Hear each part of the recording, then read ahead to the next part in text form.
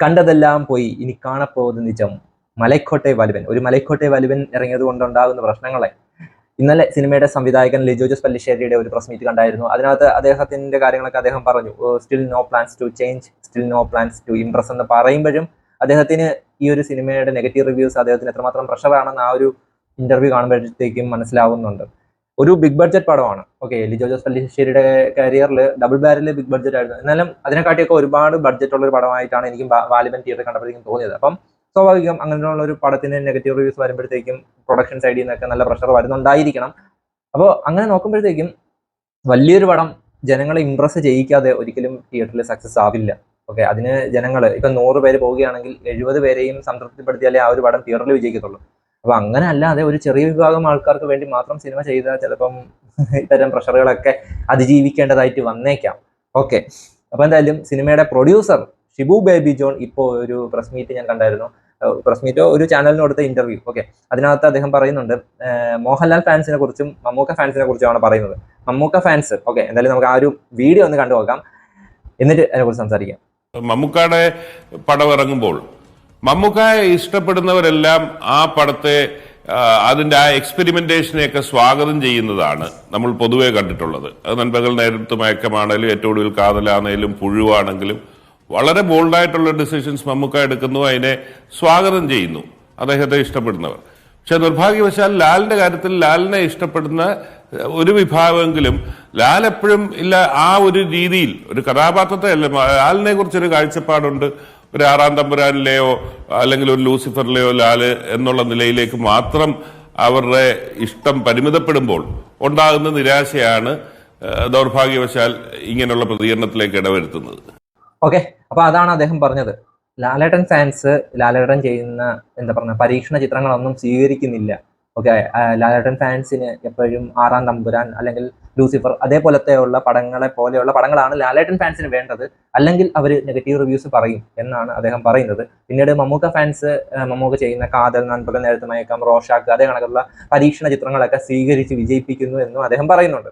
അപ്പൊ അങ്ങനെ പറയുമ്പോഴും ഇപ്പം ഇതിലെ പ്രധാന പ്രശ്നം എന്തെന്നാൽ ഈ ഒരു സിനിമയൊക്കെ ഇറങ്ങുന്ന സമയത്ത് ആ ഒരു സിനിമയുടെ ഹൈപ്പ് അല്ലെങ്കിൽ ആ ഒരു സിനിമയുടെ പ്രൊഡക്ഷൻ ടീം എടുക്കുന്ന ഒരു മാർക്കറ്റിംഗ് സ്ട്രാറ്റജി ഉണ്ട്.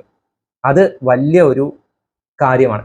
ഇപ്പം വാലിബൻ ഇറങ്ങിയ സമയത്ത് വാലിബനെ കുറിച്ചിട്ട് വലിയ എക്സ്പെക്ടേഷൻ ആണ് എല്ലാവർക്കും ഉണ്ടായിരുന്നത്. പക്ഷെ അതേ സമയത്ത് കാതലോ, നൻപകൽ നേരത്ത് മയക്കോ, ഈവൻ റോഷാക്ക് പോലും ആരും വലിയ കിടിലൻ തിയേറ്റർ എക്സ്പീരിയൻസ് അങ്ങനെ തിയേറ്റർ കുലുക്കും എന്ന തരത്തിലൊന്നുമല്ല ആ ഒരു സിനിമയെ സമീപിച്ചിട്ടുള്ളത്. കാരണം റോഷാക്കിന്റെ ആ ഒരു ഫസ്റ്റ് ലുക്ക് ഇറങ്ങിയ സമയത്ത് നല്ല രീതിയിൽ ഒരു ആക്ഷൻ പടമാണെന്നുള്ള രീതിയിലൊക്കെ ഹൈപ്പ് കയറിയായിരുന്നു. പക്ഷെ ആ ഒരു ഹൈപ്പ് അവർ നിലനിർത്തിയിട്ടേ ഇല്ല.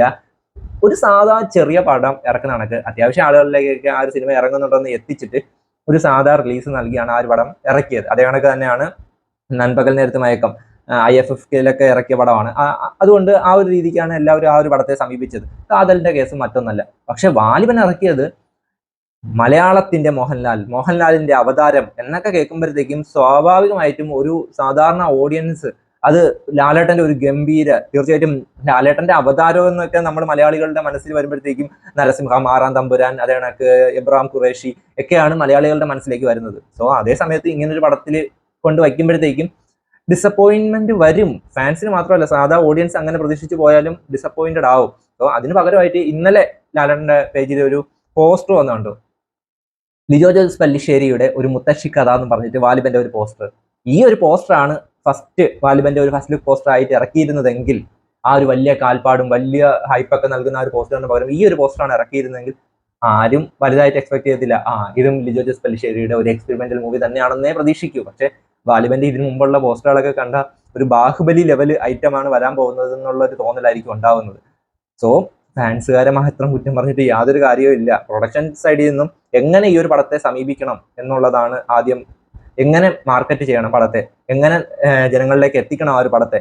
ഇത് വാലിബന്റെ പ്രൊമോഷൻ കണ്ട ഒരു കംപ്ലീറ്റ് മാസ് മസാല പടം ഇറക്കേണ്ട രീതിയിലാണ് വാലിബൻ ഇറക്കിയിരിക്കുന്നത്. പക്ഷേ തിയേറ്ററിൽ കയറിയപ്പോഴത്തേക്കും ഒരു മാസ് സിനിമയ്ക്കുള്ള കഥയൊക്കെ ഉണ്ടെങ്കിലും ലിജോ ജോസ് പല്ലിശ്ശേരിയുടെ ഒരു ഡിഫറെന്റ് സ്റ്റൈൽ ഓഫ് മേക്കിംഗ് ആണ് വാലിബനെ മുന്നോട്ട് നയിക്കുന്നത്. ഓക്കെ, അപ്പം ലാലേട്ടന്റെ പെർഫോമൻസും ചില ആക്ഷൻ സീൻസും ഒക്കെ ഒരു മാസ് അപ്പീൽ തരുന്നുണ്ടെങ്കിലും പക്ഷേ കഥ പറച്ചിലും അത് കണക്ക് ബാക്ക്ഗ്രൗണ്ട് മ്യൂസിക്കും ഒക്കെ ഒരു ലിജോ ജോസ് പല്ലിശ്ശേരി ടച്ചാണ് മൊത്തത്തിൽ.